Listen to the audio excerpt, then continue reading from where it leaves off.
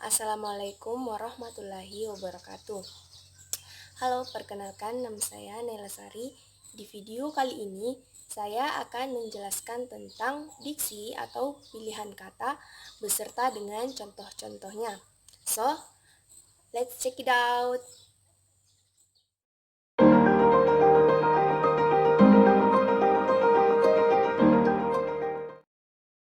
Nah, sekarang saya akan menjelaskan tentang definisi atau pengertian dari diksi tersebut.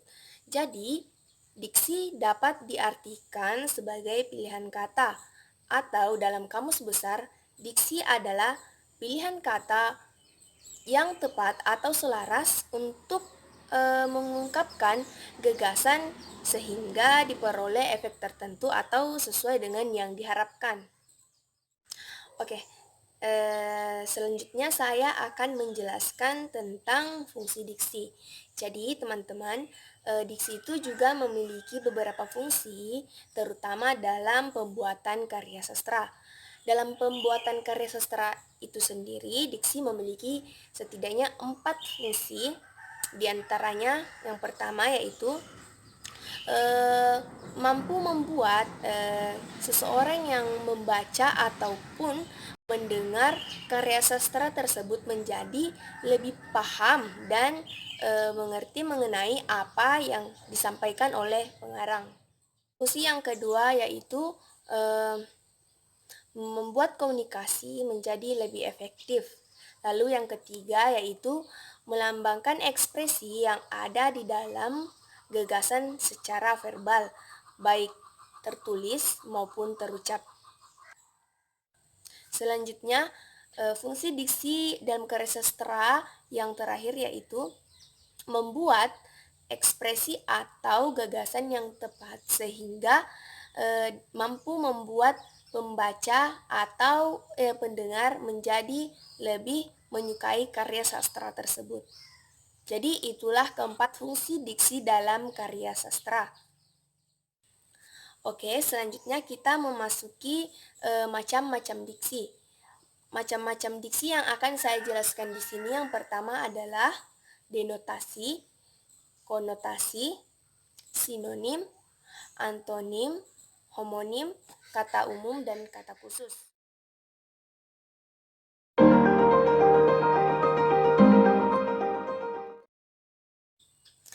Oke, jadi pengertian denotasi.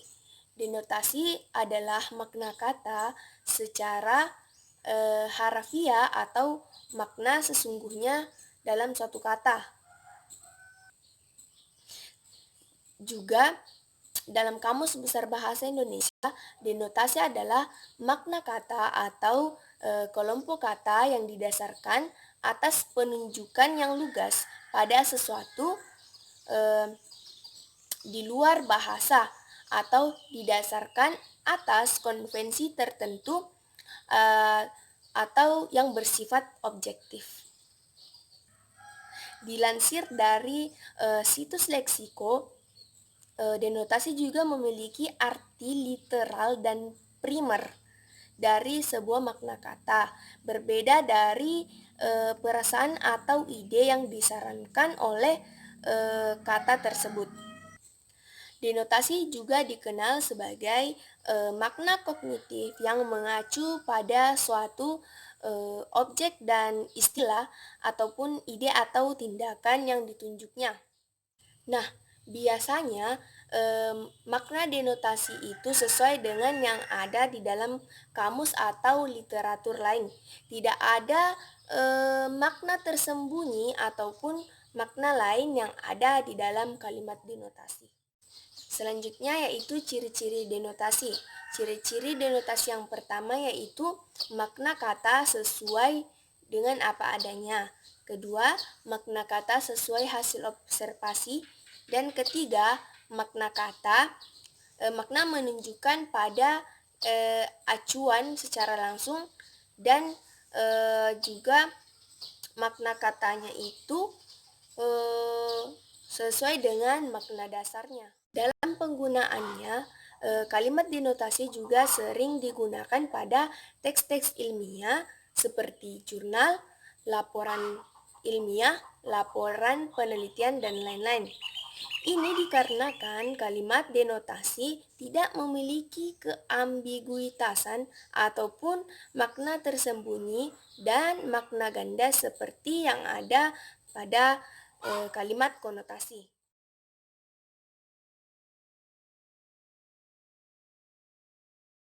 Nah, untuk lebih jelasnya, berikut adalah contoh-contoh pada penggunaan kalimat denotasi itu seperti ibu pergi ke pasar, em, Antonio membeli kambing hitam tadi sore, tangan Adi lebih panjang daripada tangan Naila, juga masih banyak yang lain yang memiliki arti atau makna yang benar-benar real atau tidak memiliki makna ganda atau makna kiasan.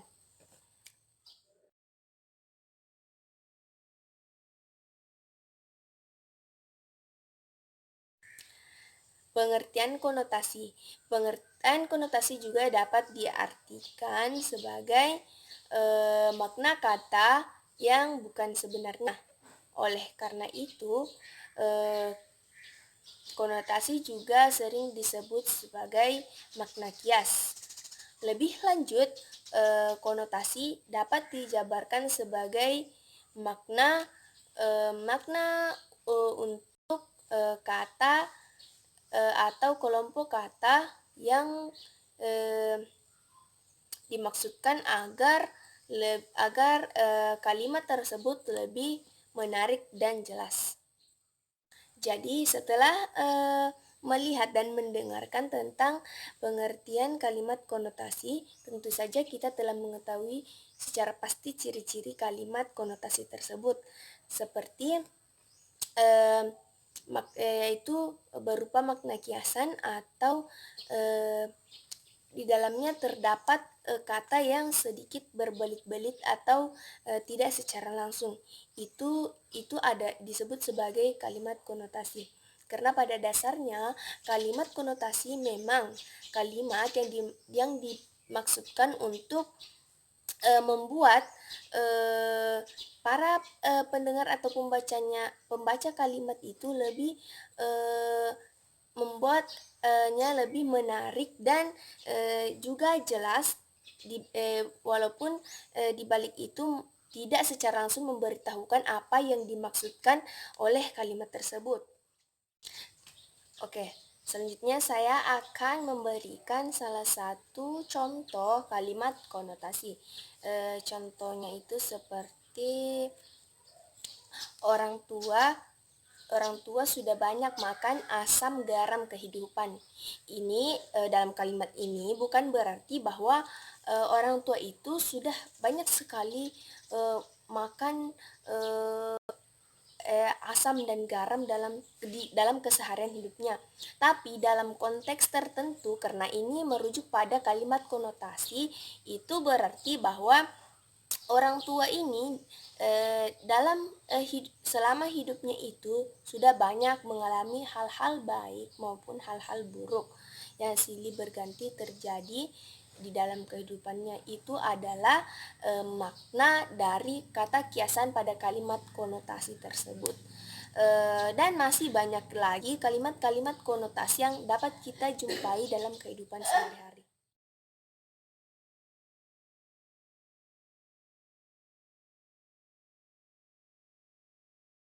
Oke, selanjutnya kita masuk kepada macam-macam diksi yang ketiga, yaitu sinonim. Jadi, sinonim dapat diartikan sebagai kata bentuk kata yang berbeda namun memiliki pengertian atau makna kata yang sama dan mirip, seperti itu. Sinonim juga dapat dikatakan sebagai persamaan makna ataupun pandanan kata.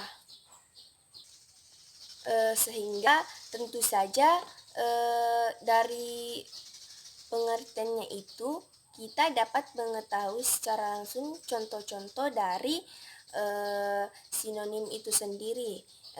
Ada banyak contoh-contoh sinonim yang berada di sekitar kita tentu saja seperti flora. Flora juga dapat diartikan sebagai tumbuhan. Flora tumbuhan memiliki bentuk kata yang berbeda namun maknanya itu sama. Pakaian ataupun baju itu juga memiliki makna yang sama.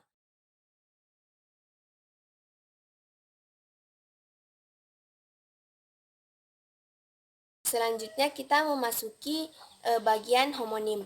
Homonim ini memiliki pengertian makna kata yang memiliki lafal ataupun ejaan yang sama, namun makna kata dari lafal atau ejaan yang sama tersebut berbeda. Contohnya itu seperti pada rapat. Rapat itu memiliki lafal ataupun ejaan yang sama, namun memiliki makna lebih dari satu. Itu pun makna yang berbeda seperti rapat kerapatan dalam hal terlalu dekat ataupun rapat dalam hal pertemuan. Seperti itu. Nah, contoh yang kedua seperti bulan. Di sini bulan memang memiliki ejaan dan lafal yang sama jika dilihat dari dua sudut pandang seperti bulan pada satelit yang ada di bumi ataupun bulan pada kalender yang terdiri dari 12 bulan seperti itu.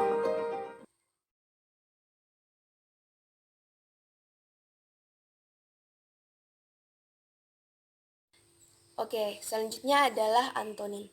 Antonim adalah hubungan semantik antara dua kalimat ujaran yang menyatakan kebalikan, ataupun secara jelasnya itu antonim adalah sebuah kata yang memiliki makna berlawanan atau kebalikan seperti itu.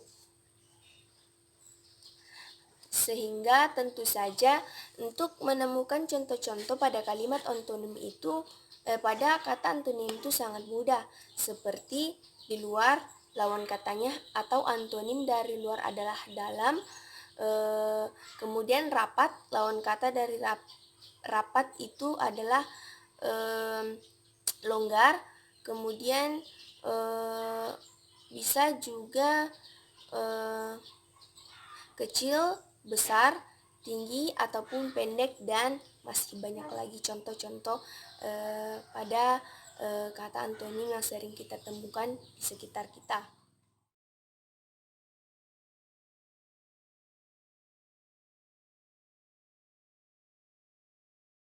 Selanjutnya adalah kata umum. Kata umum kata umum adalah kata-kata yang memiliki makna dan cakupan pemakaian yang lebih luas. Kata-kata yang ada pada kata umum disebut juga hipernim. Nah, contoh-contoh dari kata umum itu sendiri seperti contohnya saja adalah bunga. Bunga di sini termasuk ke dalam kata umum karena bunga memiliki artian yang luas atau bunga masih dalam hal umum untuk diketahui. Karena apabila secara khusus itu tentu saja sebut saja seperti bunga trompet.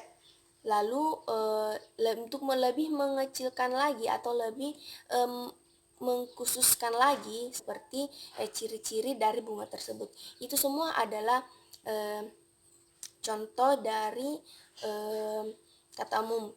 Kata umum yang lainnya juga dapat kita ambil seperti transportasi. Transportasi juga termasuk ke dalam kata umum karena di dalam kata transportasi itu masih banyak mencakup bagian-bagian transportasi atau alat-alat transportasi, karena transportasi tidak hanya satu tetapi memiliki banyak bentuk-bentuk ataupun macam-macam dari transportasi tersebut. Nah, selanjutnya yaitu kata khusus. Kata khusus adalah kata-kata yang memiliki acuan makna kata acuan ruang lingkup yang lebih kecil dan juga biasa disebut sebagai hoponim. Hoponim. Oke, contoh dari kata khusus ini itu seperti eh, ikan gurame, karena ikan gurame itu lebih pada ke yang akan lebih dikhususkan. Karena kata umum dari ikan gurame adalah ikan. Jadi apabila kita ingin mengkhususkannya lagi, berarti kita sebut sebagai ikan, contohnya ikan gurame. Lalu jika kita sebenarnya ikan gurame ini masih lebih ke umum karena ikan gurame ada yang jantan dan ada yang betina. Maka kita dapat mengkhususkannya lagi seperti menjadi ikan gurame betina ataupun ikan gurame jantan seperti itu.